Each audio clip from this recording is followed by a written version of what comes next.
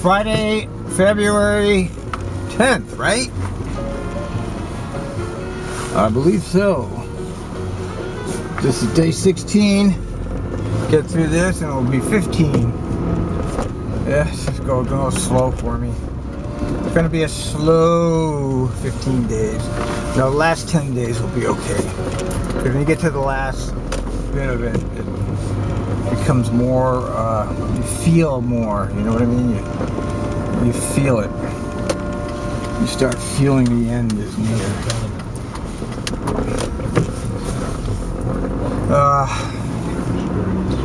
Steve Fung comes back from vacation and his bus breaks down.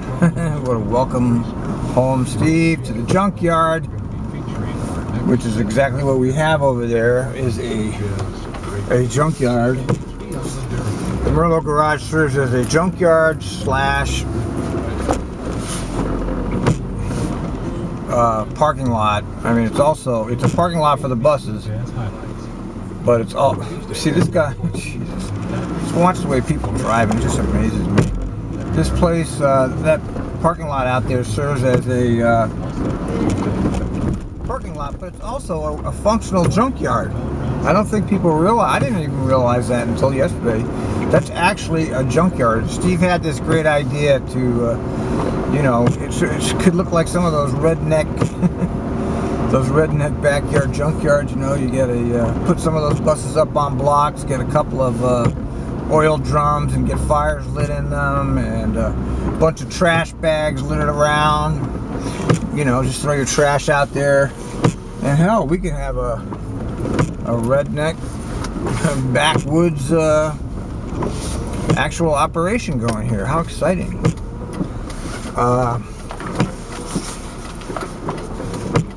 Yeah, it's disgraceful. It really is disgraceful that they have let the West Side bus service completely turn into crap, okay? It's management malfeasance at its worst. Of course, they're the management. They can do whatever they want. There's no accountability. Nobody can stop them. Nobody can call them. They do whatever they want. They're just like government, okay? They're government. And they do what the hell they want, and nobody can do anything about it.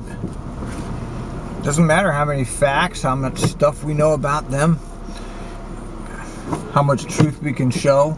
They still do what they want. They don't care what we think. And that's evident by all of the stuff that's going on nowadays. It's just horrendous, really. But this is a government in general here. We all are having this problem. It's not just here either, by the way. It's around the world. Look at Greece for your extreme example of government malfeasance, where they're literally starving their population in order to please the bankers, you know. Does it get any more, does it get worse than that when your own government is starving you? You know, they have like 22% unemployment. They're cutting everybody's wage by half. Just horrible. I'm surprised the Greeks are going for, I'm surprised they even,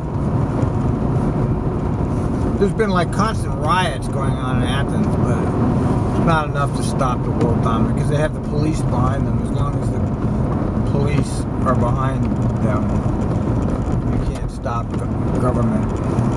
See, we all have this problem as the citizens of the world. We're the serfs. They have the money. See, the money is the big thing. Because the money is used to corrupt everything around it. It's that money that's the corrupting influence. And they just pay whoever they need to pay to do their bidding. You know, in Greece, they're paying the police to just keep those crowds under control while the government starves them out. Lovely situation they have there in Greece. Well, don't think that can't happen here, because we're in the beginning of that right now, and although it's just about our benefits at the moment, you know, McFarlane has said it's going to get worse, as he said. So we know what they have planned for us, and it's not good. They want to screw us, which is what's happening. And the good thing about the elite is they've split our society so well into these two groups, the so-called liberal and conservative group. They've been able to pit those two groups against each other, so the citizens fight the citizens, which is exactly what they want. And if you watch Stephen Molyneux's presentations, you'll see that this is very, very intentionally created, this class envy, this citizen versus citizen here, to keep everybody fighting with each other so they don't have to do it. They don't have to do the fighting here. We do it to ourselves. Anyway, we're losing the propaganda war, although I've been very active on the blogs. It doesn't reach the mass mind, though. The bloggers are this elite group of very educated transit people. And I consider the transit blogs very elite groups because it's people that actually understand the issues, at least can talk about them somewhat intelligently. And Portland Transport, of course, has been having some coverage. Speaking of Portland, Chris Smith is one of the leading advocates for transit in this area. He's calling for a transit equity analysis of the TriMet proposal. I think it's a very good idea. I would like to see a general accounting office type. You know how the general accounting office will go into these departments of the federal government, and independently they'll perform an audit. Not paid by that company. Like TriMet hires its own auditors. They report back to TriMet. Obviously, that's not really a very good system because your bread is buttered by TriMet, so you're not really going to be very anxious to say anything bad about them. Once again, it comes down to that money and who's paying your bills. I would like to see somebody really do an independent audit of all of TriMet's pay scale, salaries, staffing levels, executive staffing levels. Okay, so we'll take it for granted that we have a decent healthcare program. I don't know, nobody's ever proven to me that it is the best in the country. Now, Michael Anderson gave me an answer. He gave me a link from TriMet, and then he gave me a link from the Oregon Catalyst.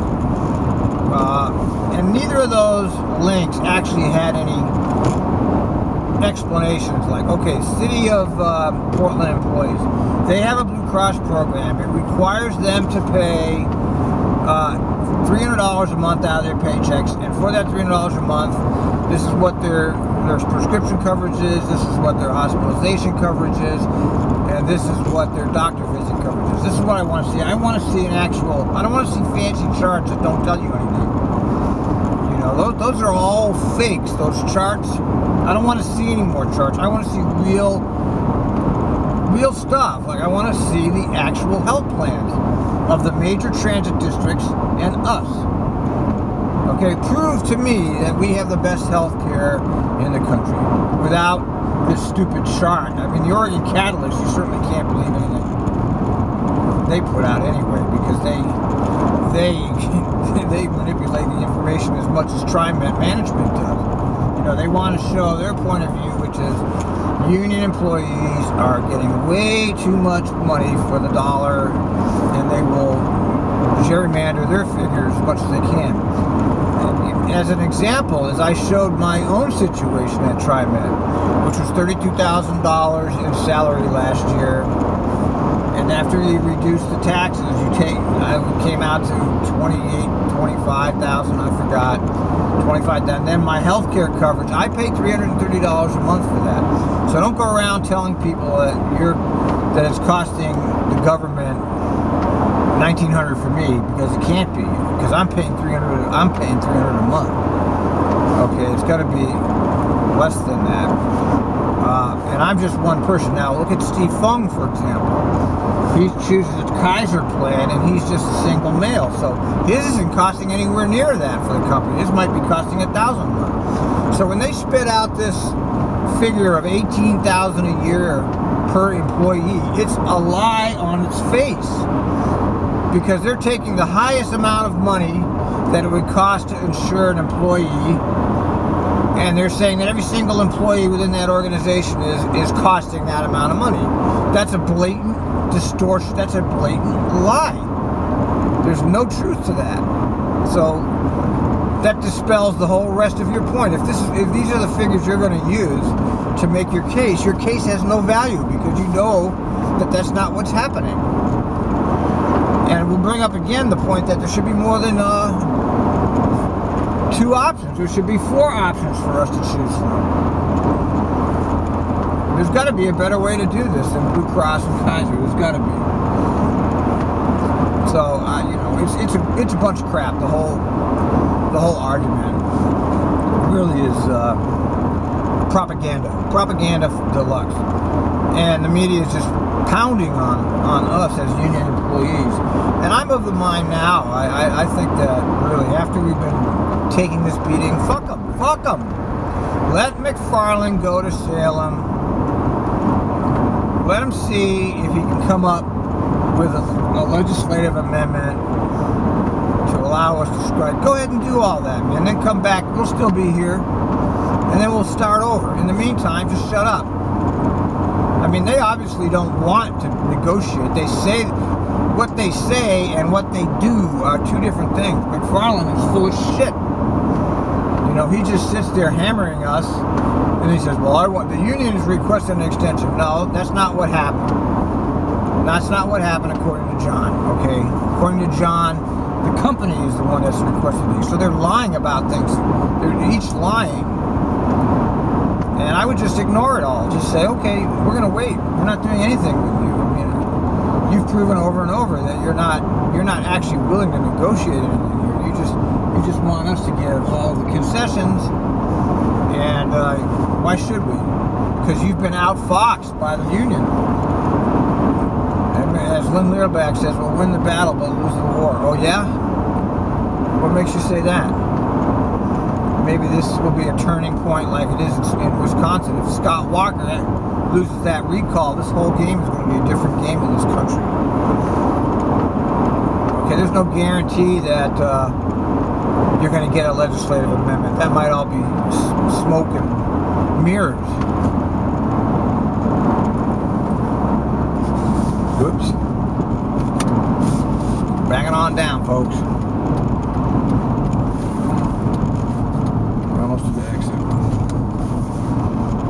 That's how I crashed last time. I was going too fast. Traffic stopped. Boom. I don't want to do that again. That was the first accident in 20-some years. More than that, it may have been 30 years. I felt really stupid. So anyway, that's all I'm saying, is that you have to really look beyond. You know, TriMet has this $1 billion taxpayer-funded propaganda machine. The union doesn't have that. The union has money that's basically being wasted, but they don't have $1 billion taxpayer-funded propaganda machine with a complicit media who's happy to spit back whatever TriMet gives them. Okay, we'll just spit it back. We're not going to ask any questions. We'll just spit back whatever you want us to. And you see, that's not.